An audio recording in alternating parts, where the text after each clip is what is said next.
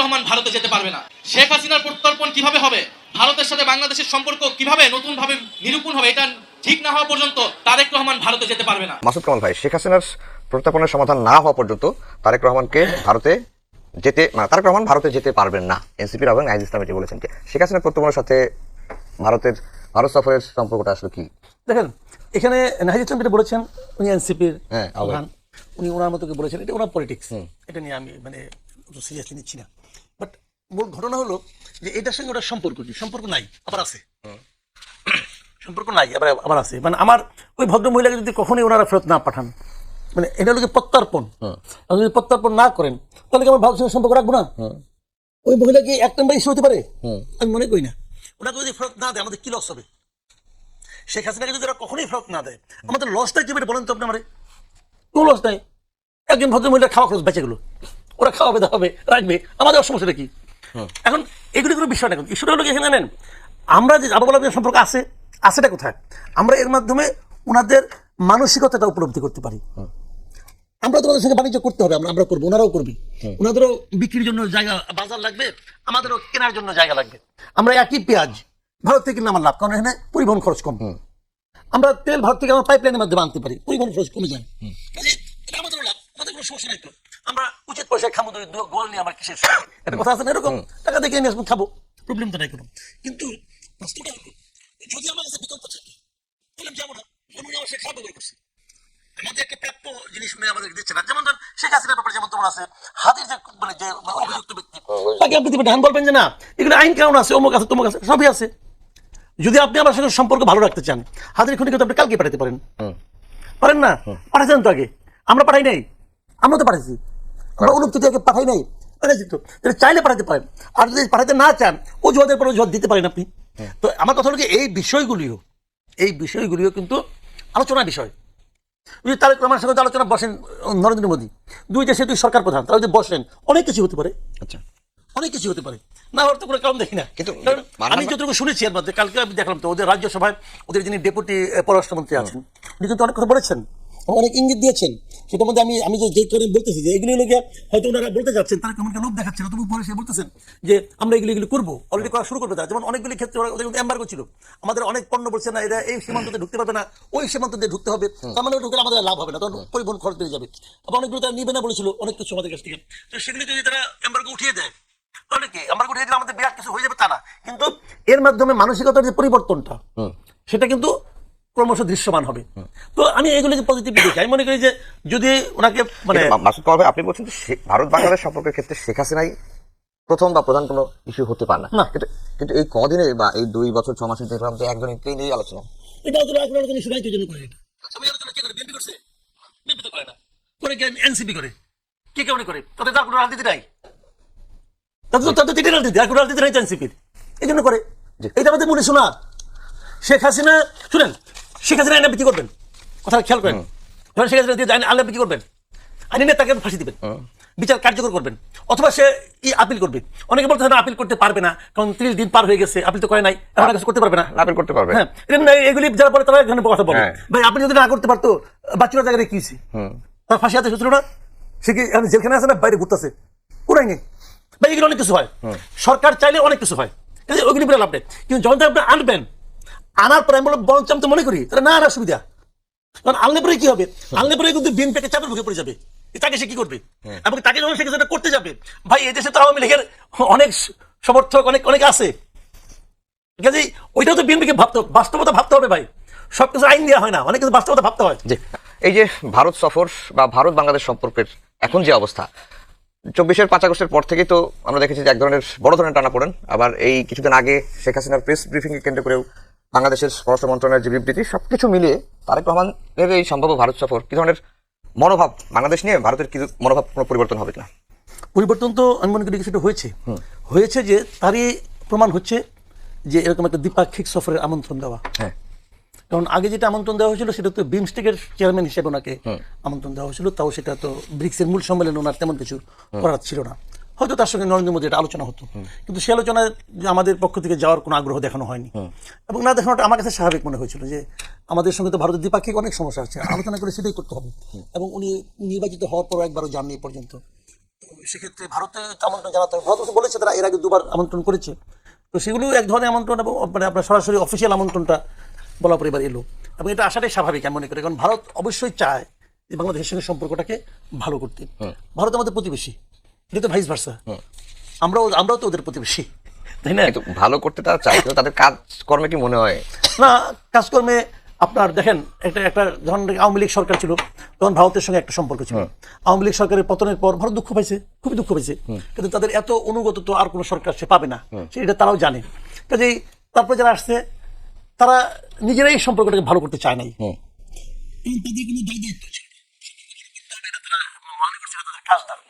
তারা বরং সম্পর্কটাকে একদম তিক্ততার চরমে নিয়ে গেছে।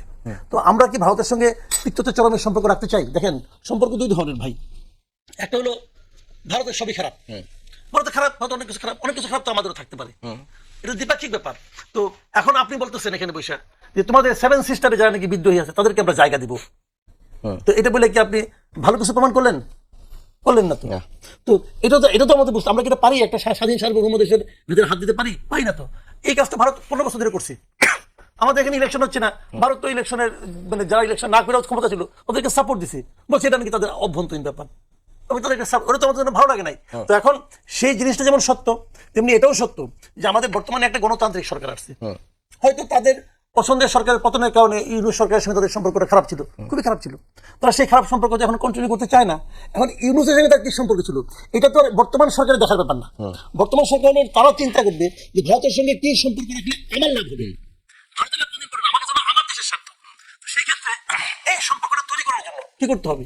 আলোচনাই একমাত্র পথ, এবং সেই আলোচনা ওই মানে আপনার রাষ্ট্রদূত পর্যায়ে আলোচনা না, কিন্তু আমরা সরকার প্রধান পর্যায়ে আলোচনা করতে আমরা হবে। এর আগে দেখেছি যে মানে একটি দেশের সঙ্গে আরেকটি দেশের সম্পর্ক হয় পিপল টু পিপল, কিন্তু ভারত বাংলাদেশে একটি দলের সঙ্গে সম্পর্ক করেছে, সেই কারণে হয়তো 5 আগস্টের পরে বাংলাদেশের সাথে ভারতের তিক্ততা বেড়েছে। কিন্তু এখন যেহেতু গণতান্ত্রিক সরকার আসছে, তাদের কূটনীতির কি কোনো পরিবর্তন? আমি বলি আপনাকে, সম্পর্ক পিপল টু পিপল হয় না, সম্পর্ক হয় গভর্নমেন্ট টু গভর্নমেন্ট। হ্যাঁ, এটাই সম্পর্ক হয় গভর্নমেন্ট টু গভর্নমেন্ট। একই পিপল আমাদের এখানে, এই দেশের সঙ্গে শেখ হাসিনা এক ধরনের এই ভারতের সঙ্গে শেখ হাসিনা এক ধরনের সম্পর্ক ছিল, ভারতের সঙ্গে শেখ মুজিবের এক ধরনের সম্পর্ক ছিল, ভারতের সঙ্গে জিয়াউর রহমানের এক ধরনের সম্পর্ক ছিল না? জিয়াউর রহমান যে কদিনই থাকুক ক্ষমতায়, উনি তো কিছুদিন ক্ষমতায় ছিলেন, উনি তো রাষ্ট্রপ্রধান ছিলেন, ওনার সঙ্গে ভারতের সম্পর্ক ছিল এক ধরনের।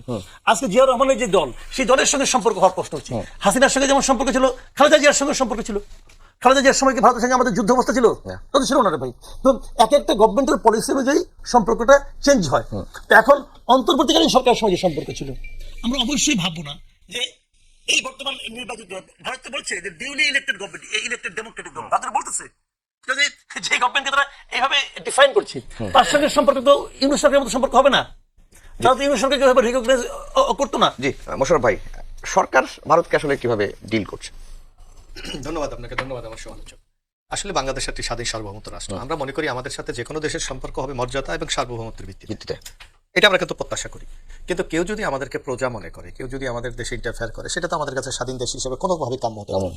যার জন্য আপনি দেখবেন ভারত আওয়ামী লীগের 15 বছর টিকিয়ে থাকার পিছনে তাদের একটা বিরাট ভূমিকা ছিল, এবং তারা নগ্নভাবে একটা দেশে এসে যেভাবে হস্তক্ষেপ করেছে, সুজাতা সিং এর কথা আমরা জানি, কিভাবে 14 সালের বিনা প্রতিদ্বন্দ্বিতা নির্বাচনের জন্য সেটা বাংলাদেশে ছুটে এসেছিল। 18 নির্বাচনে সবাই রাত্রে হয়েছে, একমাত্র ভারত আর ভুটান বলেছে না রাত্রে হয়নি। এই সম্পর্কগুলিতে আসলে চাই না, আর একই সম্পর্ক সবসময় চলবে এটাও প্রত্যাশা করা যায় না। কারণ একটা কথা কিন্তু সবচেয়ে বেশি প্রচলিত যে আপনি সব পারবেন, প্রতিবেশীকে চেঞ্জ করতে পারবেন। তো সুতরাং ভারত আমাদের প্রতিবেশী এবং বিশাল প্রায় 4000 কিলোমিটার তাদের সাথে আমাদের সীমান্ত। সুতরাং আমরা মনে করি মর্যাদা এবং বাংলাদেশ যে একটা স্বাধীন সার্বভৌমত্ব রাষ্ট্র, এর ভিত্তিতে সম্পর্ক হতে পারে, কিন্তু সেক্ষেত্রে অবশ্যই আমাদের স্বার্থকে সমুন্নত রেখে আমাদের কাজগুলি করতে হবে। আপনি দেখেন, আমি ওই যে কথাটি আমাদের কামাল ভাই বলেছে যে তাদের যে পছন্দের সরকার চলে গেছে, তারপর তাদের রিয়াকশনটা কত প্রতিবেশী সুলভ হয়নি, খুব নেগেটিভ তারা কিছু কিছু ক্ষেত্রে রিয়াকশনটা দিয়েছে, এবং বাংলাদেশকে একটা মৌলবাদী রাষ্ট্র হিসাবে প্রতিষ্ঠা করার জন্য কিন্তু তারা নানাভাবে চেষ্টা করেছিলেন, কিন্তু বাস্তবে কিন্তু সেটা হয়নি। যার কারণে আমার হয়তো ভারতের একটা উপলব্ধি যে বাংলাদেশের সাথে সম্পর্কটা ভালো হওয়া প্রয়োজন।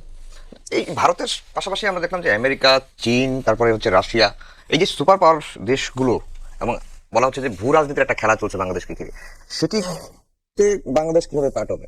না, এখানে তো বাংলাদেশকে আমাদের তো সবার সাথে আমাদের সম্পর্ক রাখতে হবে, নিজেকে কারোর কাছে বিক্রি করে দেওয়া যাবে না, যাতে আমাদের স্বার্থটা সংরক্ষণ করে আমরা করতে পারি। আজকে দেখেন, যদি শেখ হাসিনা, আপনি একটু চিন্তা করেন হাইপোথেটিক্যালি, যদি শেখ হাসিনার এই ব্রিক্স সম্মেলনে দাওয়াত করতেন, আগে গিয়ে বসে থাকতেন, আগে গিয়ে কিন্তু যে বসে থাকতেন, কিন্তু আপনি দেখবেন যে একটা স্বাধীন দেশের একটা নির্বাচিত সরকার সেটা কিন্তু অ্যাকসেপ্ট করে নাই। কারণ আমাদের দেশ মাননীয় প্রধানমন্ত্রী মনে করেছে আমার সাথে বৈঠক হলে দ্বিপাক্ষিক সম্পর্কের ভিত্তিতে হতে পারে। আজকে দেখেন ভারত কিন্তু তাকে আমন্ত্রণ জানিয়েছে দ্বিপাক্ষিক সম্মেলনের জন্য। আমি মনে করি এইটাই একটা রাষ্ট্রের প্রতি একটা সম্মান দেখানো। তো ভারত যদি উপলব্ধি করে যে না বাংলাদেশের সাথে মর্যাদার ভিত্তিতে একটা সম্পর্ক তৈরি হবে, আমি মনে করি সেটাকে স্বাগত জানানো। জি হ্যাঁ, মোশাররফ ভাই, ভারতকে ডিল করার ক্ষেত্রে সরকার কি আসলে সঠিক পথে আছে কিনা? ইয়েস, ও সরি, মান্নান ভাই। আব্দুল মান্নান ভাই। না, ঠিক আছে, থ্যাংক ইউ। সবাইকে ধন্যবাদ জানাই। সবাই তো রাইটলি বলছেন। দেখেন, বাংলাদেশের বর্তমান প্রজন্ম যারা আছে, বিশেষ করে গত 15-17 বছর যারা বাংলাদেশ, যাদের বুঝার বয়স হয়েছে বা ভোটার হয়েছে 15-17 বছর, অর্থাৎ এখন থেকে 18 থেকে যারা 35-40 বছর বয়স, তারা কিন্তু একবারে চোখের সামনে যে ঘটনাগুলো দেখেছে, সেই জিনিসটা কিন্তু রাতারাতি পাল্টে দেওয়া এটা সম্ভব না। এটা ভারত সরকারের জন্য একটা চ্যালেঞ্জ। ভারত সেটাকে চ্যালেঞ্জ হিসেবে নেই কিনা, যে বাংলাদেশের সাথে একটা প্রতিবেশী সুলভ আচরণ, ন্যায্যতা, ন্যায় এবং ইনসাফের ভিত্তিতে একটা সম্পর্ক যে মেনটেন করা দরকার, সেই অনুশোচনা বোধ ভারতের হয়েছে কিনা এই জিনিসটা বাংলাদেশের মানুষ এখনো কিন্তু মনে করছে না। এখনো মনে করছে না। কি কারণে মনে করছে না? দেখেন, একবারেই সম্প্রতি এই আগস্ট মাসের 5 তারিখে এদেশে মানে ফাঁসির দণ্ডপ্রাপ্ত একজন আসামি তার দেশে ইন্ডিয়াতে একবারে সাংবাদিক সম্মেলন করেছে। তারা বলছে এটা তাদের মানে সরকারি বিষয় না, তাদের প্রাইভেট বিষয়। তাই প্রাইভেট বিষয়ে তো মানে বাংলাদেশে যখন একজন আদালতে একজন আইনজীবী কার্লাইলকে যখন আসতে দেওয়া হলো না, তখন উনি কিন্তু সংবাদ সম্মেলন ইন্ডিয়াতে করতে গিয়েছিলেন, পারমিশন নিয়ে উনি নামতে পারেন নাই, ওনাকে কিন্তু নামতে দেওয়া হয় না, সংবাদ সম্মেলন করতে দেওয়া হয় নাই। তাহলে একদিকে আপনি আমাদের যারা ফ্যাসিস্ট, যাদের জন্য আমরা জীবন দিলাম, হাজার হাজার মানুষ আহত হলো, দেশের অর্থনীতিকে পঙ্গু করে দিয়ে গেল, ব্যাংক লুটপাট করলো, এই যে একটা চক্রকে এই প্রতিবেশীরা কি করে রেখেছে, প্রশ্রয় দিয়ে রেখেছে। এবং সর্বশেষ ইনকলাব মঞ্চের উসমান হাদির, যে শহীদ উসমান বিন হাদির যে খুনিদেরকে সেখানে কি করা হয়েছে, আশ্রয় প্রশ্রয় দিয়ে সেখানে রেখে দেওয়া হয়েছে। অনেকগুলো বিষয় নিয়ে ইন্ডিয়া তার অবস্থান বাংলাদেশের জনগণের কাছে এখনো কি করতে পারে নাই, ক্লিয়ার করতে পারে নাই। এর ভিতর দিয়ে দীনেশ ত্রিবেদী, যিনি প্রধানমন্ত্রীর সাথে সাক্ষাৎ করেছেন, সাক্ষাৎ করার পরে কিন্তু এদেশে তিনি তেমন কোনো কিছু ব্রিফ করেন নাই জনগণকে। আবার বিএনপির পক্ষ থেকেও জনগণের কাছে খোলাসা করে কোনো কিছু বলা হয় নাই যে এই বিষয়গুলো আমাদের আলাপ আলোচনা হচ্ছে এবং এই কারণে। আর আজকে যে আপনি টপিকটা করেছেন, এই টপিকটার মানে সূত্র কিন্তু ইন্ডিয়ান গণমাধ্যম। ইন্ডিয়ান গণমাধ্যম থেকে আমাদের গণমাধ্যমগুলো কি করছে, যে এই ইয়েটা করছে। বাংলাদেশে এখনো বিএনপি আনুষ্ঠানিকভাবে কোনো পররাষ্ট্র মন্ত্রণালয় বা বিএনপির দল হিসেবে এরকম কোনো মানে তথ্য আমরা মনে হয় পাইনি। আপনারা পেয়েছেন কিনা জানি না। তো এই অবস্থায় এসে একটা মাঝখানে কিন্তু একটা গ্যাপ আছে। আবার মাসুদ কামাল ভাই গল্পচ্ছরও বলতেছিলেন আগে যে না, আমি নিশ্চিত যে এটা যাবেন এবং হবে। হ্যাঁ, হতে পারে, এই জাতীয় জিনিস হতেই পারে। কারণ রর প্রধানও এসেছিলেন, হয়তো বা কোনো না কোনো ক্ষেত্রে এখানে কোনো মানে স্ট্র্যাটেজিগত ভাবে ওনারা সবকিছু এখন ক্লোজ না করে আলাপ আলোচনার ভিত্তিতে যদি পজিটিভ ফলাফল বাংলাদেশের জনগণের জন্য প্রধানমন্ত্রী আনতে পারেন, সেই পর্যন্ত অপেক্ষা করার জন্য হয়তো বা এটাকে কি করে রেখেছেন। তা আমি মনে করি প্রতিবেশী পরিবর্তন করা যায় না, আমি সবার সাথেই একমত। এই প্রতিবেশীদের সাথে বাংলাদেশের পরিবর্তন করা যায় না, কিন্তু প্রতিবেশীর স্বভাব পরিবর্তনে বাধ্য করা যায়। কারণ প্রতিবেশী মানে যে কাজগুলো করেছে, দেখেন এই স্বভাব পরিবর্তনের জন্য ম্যাডাম জিয়া কিন্তু অনেক বড় রিস্ক নিয়েছেন। ভারতের রাষ্ট্রপতি তৎকালীন প্রণব মুখার্জির সফরের সময় যে হরতাল ডেকেছিল বিরোধী দলগুলো, সেই হরতালে যখন হোটেলে ওনার সাথে সাক্ষাৎ ছিল, ম্যাডাম জিয়া কিন্তু সেই সাক্ষাৎ কি করেছিলেন, বাতিল করেছিলেন। তার মানে হচ্ছে এই জায়গায় আমাদের কিন্তু ন্যায্যতার ভিত্তিতে বাংলাদেশের জনগণের মান এবং সম্মানকে কিন্তু রক্ষা করেছিলেন। আর বাংলাদেশ এখন কিন্তু শুধু ইন্ডিয়ার দিকে চেয়ে নেই। ইন্ডিয়া তো দীর্ঘদিন ধরে আমাদের মানে দিক থেকে মুখ ফেরাই নিয়েছে। এই দীর্ঘ শেখ হাসিনা মানে 2 বছরের বেশি সময় হয়েছে, আমাদের ভিসা দেয় না, আমাদের অনেক কিছু দেয় না। তো তারপরেও তো বাংলাদেশ চলছে, বাংলাদেশ তো থেমে নেই। একটা দেশ কখনো থেমে থাকবে না। আমরা মনে করি যে প্রধানমন্ত্রী বাংলাদেশের মানুষের মান, সম্মান, ইজ্জত, পালস সবকিছু হিসাব করে সফর নির্ণয় করবেন। না হলে এই সফর যদি তার জনপ্রিয়তার ক্ষেত্রে এবং দল হিসেবে বিএনপিকে চ্যালেঞ্জে ফেলে দেয়, তাহলে এই সফর বিএনপির জন্য বুমেরাং হবে। মোশাররফ ভাই, সহজ হবে না। ওই যে মাসুদ কামাল ভাই বলছিলেন যে শেখ হাসিনাকে দেশে ফিরিয়ে আনার চেয়ে না আনাটাই বেশি সুবিধা।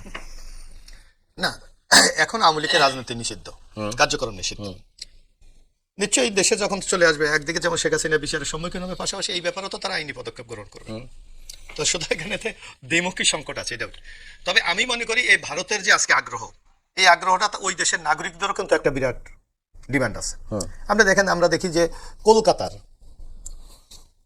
যে যারা কাস্টমার, এর মধ্যে 80% বাংলাদেশি। আজকে আমরা পত্রপত্রিকা দেখি যে কলকাতা নিউ মার্কেট নীরব, অনেক দোকানের মানে দরজা খুলতে পারছে না, কাস্টমার নেই। তো সুতরাং এই ধরনের, আবার দেখবেন চিকিৎসার ক্ষেত্রে বাংলাদেশের অধিকাংশ লোক ভারত যাচ্ছে, বিষয় কারণে অনেক লোক যেতে পারছে না, ওদের হাসপাতালগুলো এখন অনেকটা রুগ্ন হয়ে যাচ্ছে। তো সামগ্রিক 2 দেশেরই কিন্তু স্বার্থ এখানে আছে। স্বার্থ। এই যেমন আমরা এখন একটা গ্যাস প্রবলেমে পড়েছি বাংলাদেশ। দেখেন আমি দেখলাম ওই দিনও যে ভারতের পাইপের মাধ্যমে গ্যাস আনার জন্য একটা পদক্ষেপ গ্রহণ করছে। তো সুতরাং আমি মনে করি স্বার্থ, তবে ভারতেরও উচিত, কারণ আমাদের সাথে তাদের এই যে যুদ্ধবন্দী প্রত্যাবর্তন আইন আছে। এক সময় যেটা মাসুদ কামাল ভাই বলেছে, অনুপ চেটিয়া যেমন এখান থেকে ফেরত গেছে, আবার মনে হয় দেখবেন যে শেখ মুজিবের হত্যা মামলার আসামি ক্যাপ্টেন মাজেদ মনে হয় মাজেদ তাকেও কিন্তু বাংলাদেশে নিয়ে আসছে। আরো অনেক আসামির যারা অন্যান্য শীর্ষ সন্ত্রাসীদেরকে নিয়ে আসছে। সুতরাং আপনি একদিকে আইন মানবেন, অন্যদিকে মানবেন না, এটাও তো আপনার একটা ডাবল স্ট্যান্ডার্ড, এটাও তো মানুষ ভালোভাবে নেবে না। তো ভারতের মতো যারা দাবি করে একটা গণতান্ত্রিক রাষ্ট্র, সেই রাষ্ট্র তো এই ধরনের একটা ভূমিকা প্রত্যাশা করে না। আমার মনে হয় দুই শীর্ষ নেতার যদি বৈঠক হয়, এইসব জটগুলি অনেকটা খুলতে পারে বলে আমার কাছে মনে হচ্ছে। জি মানন ভাই, ভারত সবসময় মানে দ্বিচারিতা করেছে বিভিন্ন ইস্যুতে। আপনি বলছিলেন যে অনেকগুলো বিষয়ের কিন্তু তাদের অবস্থান ভারত এখনো পরিষ্কার করেনি। তো সেই ক্ষেত্রে প্রধানমন্ত্রীর সম্ভাব্য এই সফরে কি মানে, যদিও প্রথমেই এই প্রশ্নটা করেছিলাম বরফ